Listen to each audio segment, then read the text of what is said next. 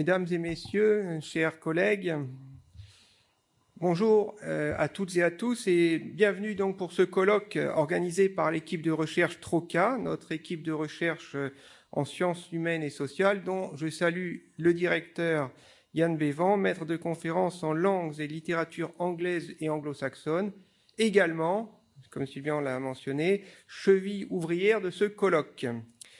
Il s'agit donc d'un colloque qui abordera des sujets avec une résonance particulière car nous sommes 3 semaines après le référendum du 4 novembre 2018 sur l'accession de la Nouvelle-Calédonie à la pleine souveraineté et on comprend tout de suite la portée symbolique de cet événement rien qu'à la lecture de son titre, La Nouvelle-Calédonie, un projet multiculturel, point d'interrogation.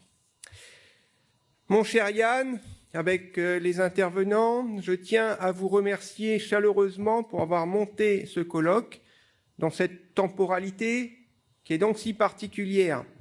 En effet, il y a à peine plus d'1 an, nous organisions ici, sur 2 journées, le colloque sur l'avenir institutionnel de la Nouvelle-Calédonie, organisé sous la direction de l'équipe de recherche large et qui interrogeait les futurs possibles en matière d'organisation politique et institutionnelle à 1 an environ du référendum.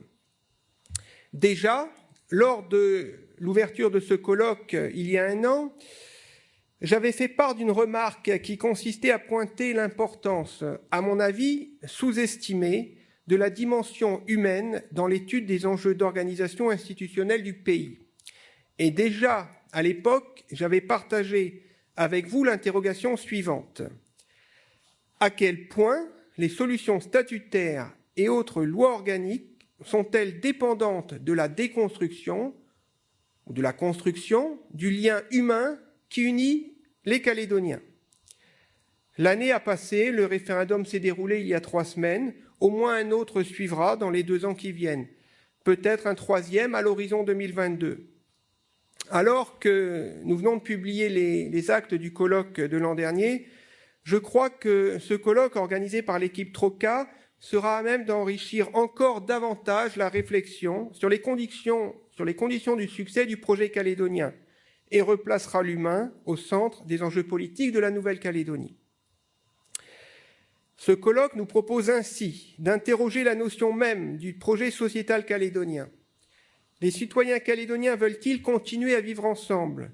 Comment souhaitent-ils organiser leurs interactions? La mosaïque culturelle de la Nouvelle-Calédonie est-elle une chance, une opportunité ou un fardeau? Comment cesser de vivre côte à côte pour conjuguer un vivre ensemble inclusif et respectueux des différentes cultures? Pour traiter de ces questions, l'équipe TROCA a proposé de structurer les interventions et débats en 3 axes. Polyphonie des expressions identitaires, espace commun pour une société fragmentée, construction de nouveaux rapports au savoir.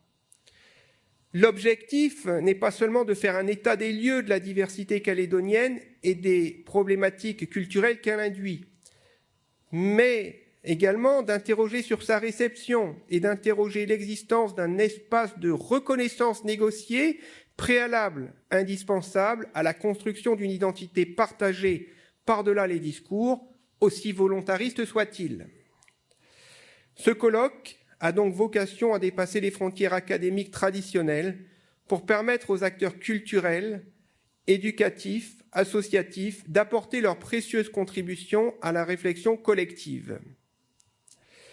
Je sais, mon cher Yann, qu'il ne s'agit pas d'un colloque de sciences politiques, mais vu les thématiques et la proximité du récent scrutin, l'ombre du ou des référendums va planer au-dessus de vos têtes pendant ces 3 demi-journées de travaux.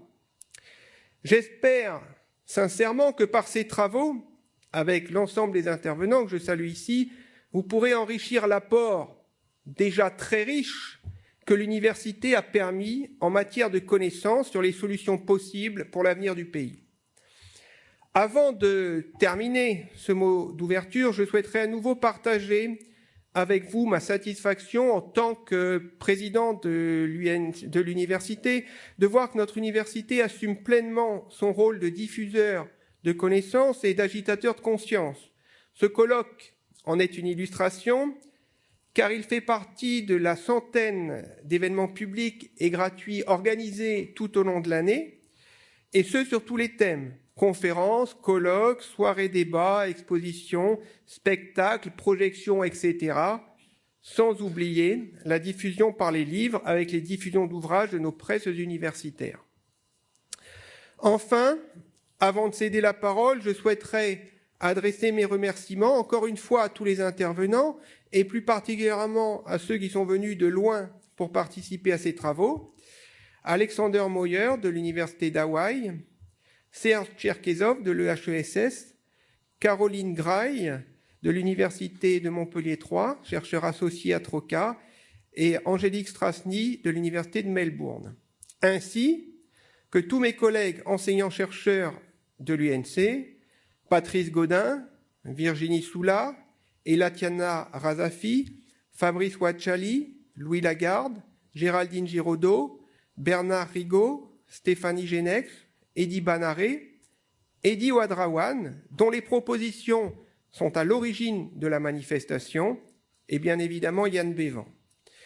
Mais je tiens bien sûr également à remercier les autres intervenants, Jérémy Gandin de Calédonia, Luc Camouy, Georges Waweyo, Frédéric Davert, Françoise Quérol, John Passa, le vice-recteur Jean-Charles Ringard-Flamand, Virginie Murcia, Jean-France Toutiquian, Meke QR, Wea Nino et Jessica Ralicha Chaba.